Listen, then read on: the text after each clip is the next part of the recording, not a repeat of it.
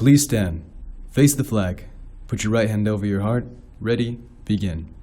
I pledge allegiance to the flag of the United States of America and to the republic for which it stands, one nation, under God, indivisible, with liberty and justice for all.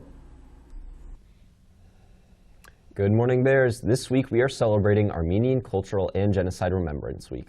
We're spotlighting one inspirational Armenian figure and taking a look at the weather for the week. I'm Robertson. And I'm Angel Flores. Today's Monday, April 15th, and Good Morning John Burroughs starts right now.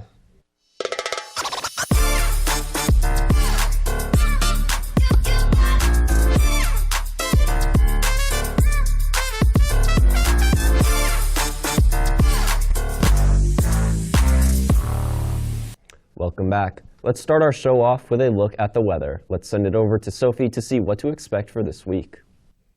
Good morning, Bears. I'm Sophie Hislop here with your weekly weather forecast for this week.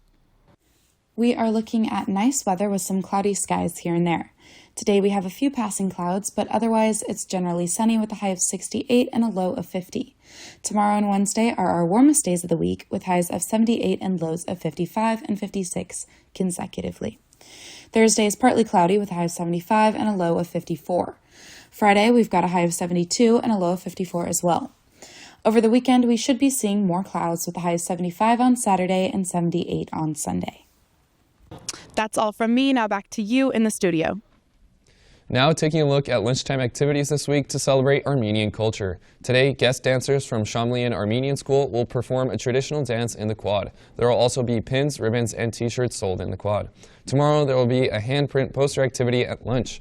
Wednesday, there will be an informative presentation on the Armenian genocide. Thursday, there will be a bracelet making activity in room 1215. And on Friday, wear red, blue, or orange t-shirts.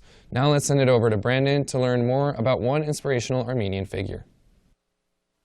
Good morning, Bears. This is Brandon with a highlight on one Armenian figure who made an astronomical contribution to the modern world. Hovin Ademian was born into an Armenian family in Baku, modern-day Azerbaijan, in 1879. He was the son of a petrol salesman and moved to Switzerland for higher education in 1897. There he studied engineering at the University of Zurich and later moved to complete his studies at the University of Berlin. It was in Berlin that he first worked on his tricolor principle, which stated that the human brain could receive combinations of three colors, red, green, and blue. Using this theory, Hovins began to work on developing a colored television and had successes by the early 1910s, patenting it in Britain, France, Germany, and Russia. In 1928, he showcased his invention in London. Ademian died in Leningrad in 1932 and now rests in the pantheon of famous Armenians in Armenia's capital, Yerevan. His technology would be further and further refined until the first household colored TV sets hit shelves in the 1970s. By the 2000s, a vast majority of Western families had a colored TV, and today, all of the colored display devices that we own, including our phones, projectors, and computers, depend on the work of Ademian. Without his contributions, our world in technology would be many years behind. For Gmjb, I'm Brandon Robertson reporting.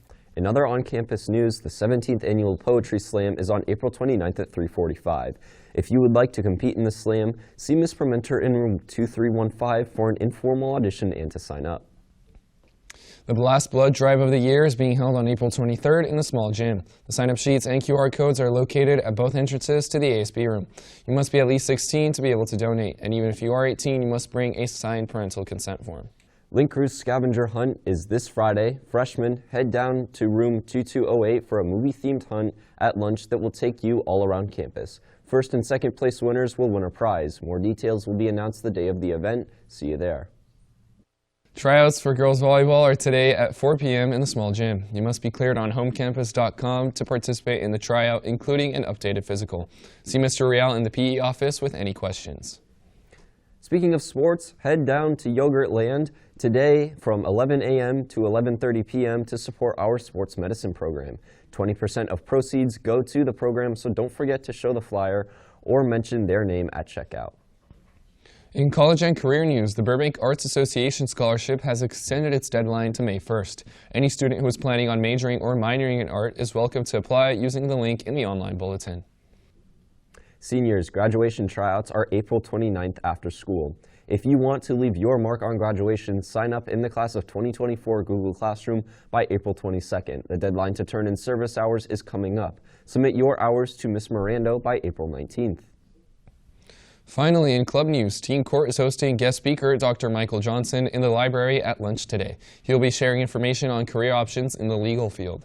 Chess Club meets tomorrow in room 1215. Training Club will have a meeting in room 1214 on Wednesday. And finally, the Fellowship of Christian Athletes will be hosting a dodgeball tournament during lunch in the small gym on Thursday. Sign up using the QR code posted around campus.